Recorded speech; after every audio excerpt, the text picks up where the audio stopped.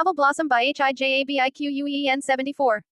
Chapter 12. Sophia Pav. I was very shocked to see this with my own two eyes. Maryam, betraying Zara. It was hard to believe at first because their sibling bond is stronger than any force out there. In my life, I have never seen a bond like theirs. I think we should go and check on her. I salted WORRIEDLY for ZARHA.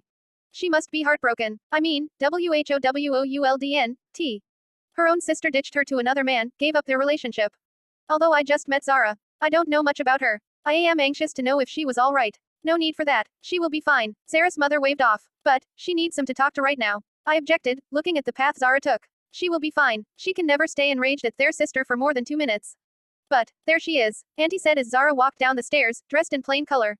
Shish had nothing on. Her makeup was off. She was her bang. Her cheeks were puffed up door to her cryng a lot. Her hair was in a simple briade. She walked down the stairs with a sad expression. My heart ached to see her like this. Oh, Zara. I went up to her. Zara, I am fine, Sophia. Thank you. She smiled, grabbed my hands. For what? I looked at her in confusion. For everything, she answered, walking away. For everything, I whispered to MYSEF, still confused about it.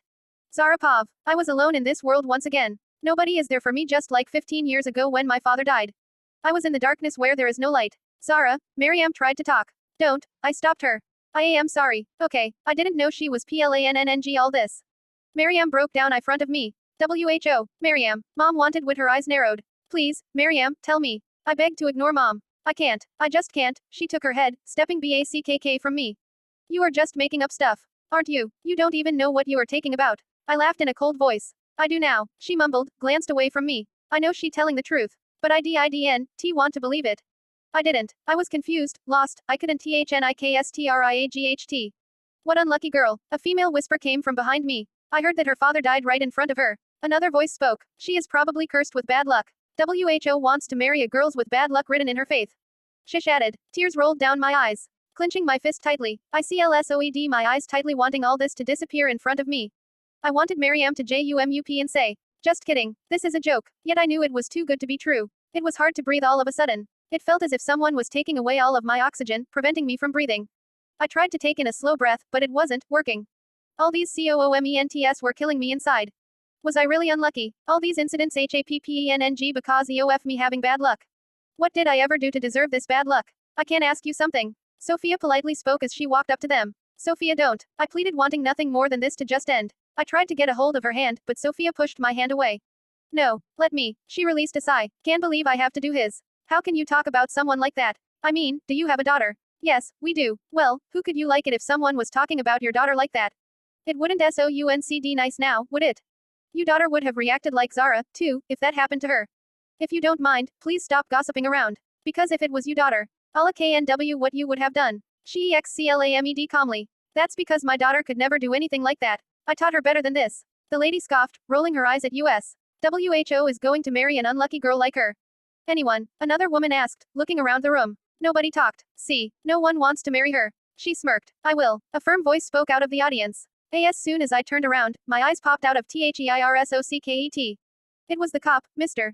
Stalker. What is he doing here? Is he real stalking me? Brother. Sophia smiled, watching him step forward. Brother. No way. He is her brother. You can't be serious. The same lady laughed in a mocking manner. Oh, I am. If that is okay with the mother and daughter. He looked at me. I was too shocked to ASWER him. Why would he try to help me? I was rude to him at the beginning. I gazed at Mom in the opposite direction from me. She stared at the guy before say. Of course UN. This will get her out of here. Quote. What? My eyes WIDNED at MM's response. Was she this eager to get me out of here? Girl, we gotta get YOUREADY.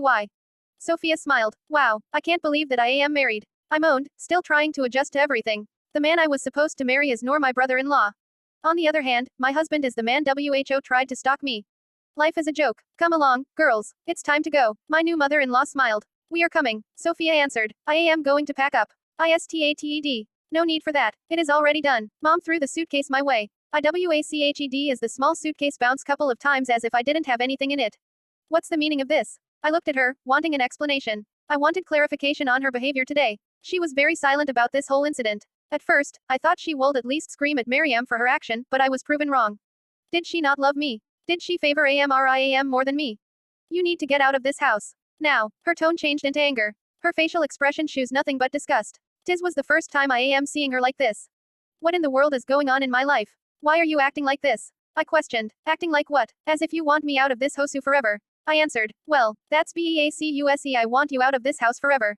She sneered. What? Why? Why are you saying that? Quote. Because I am sick of seeing your face. I am tired of acting all goody mother to you. The only reason I was keeping you here with me was BECASUE of tat dead man. He made me promise to take care of you. I don't know why I agreed because you are not even my real daughter. She yelled furiously. My eyes widened. She is not my mother. I am so confused and frustrated with all this new drama. Moreover, what is going on in my life? Have I always been this naive? She spoke those words as if they were a piece of cake. Those words didn't have any effect on her. That's right. You are not my daughter. She sniggered. All this wedding stuff was a plan that I created. I thought that after you see this, you might leave, but you being a nosy B*H didn't. Please tell me you were lying. I begged as I went up to her and grabbed her hand, but she pulled away like I was poisoned. Pain is invisible, subjective, and open IDSPUTE unless it is one's own pain. Aches are worse, ALWYS taken to be less than they are, and hardly ever thought of without the possibility of TH sufferer magnifying their woes. I cannot cry anymore because I am tired of crying. It feels like all the tear in my eyes has drained out. My brain hurts from all this new information. Nothing that I have said is a lie. Everything SINGLT thing is true. Now get the hell out of my hosu BEOFREIMKICKU out. She pointed toward the door. Come on, Zara, we don't need to stay at a place where you are not wanted. Sophia SPFTLY spoke as she dragged out of my room. My eyes never left my mother. I just stared at her. Her face was drained of no emotion. Her eyes held a cold glare TOWARS mine. What happened? My maher-in-law asked. I don't think it's the right time to say anything. We need to get out of here. Sophia answered. She put me in with car. The silence filled the car. Not a word was heard. The headlights shone bravely out into the night only to be swallowed by the pressing darkness. I looked out the window. Soon we arrived in FORNT of a mansion. The hosu was big. IMEANVERY big. I have never seen a big house like this in my whole entire life. There was a fountain in front of the house. The front light shined down upon it. I haven't realized that he had opened the car door for me until he cleared his throat. I looked up to see him smile down at me. I quickly turned my head, blushing. I slowly went out of the car. Nad followed next to him. Suddenly I was feeling exhausted. I feel lightheaded. I feel my shoulders are very tense, and the back of my neck is too. I shook my head a few times to stop this dizziness, but it wouldn't stop. I leaned on the wall for support. Hey, you okay? He asked, looking at me with concern. Yes, I smiled. You sure? Yeah. I was about to walk when all of a sudden, I fell on the ground, HITTNG my head on the floor. The darkness swallowed me.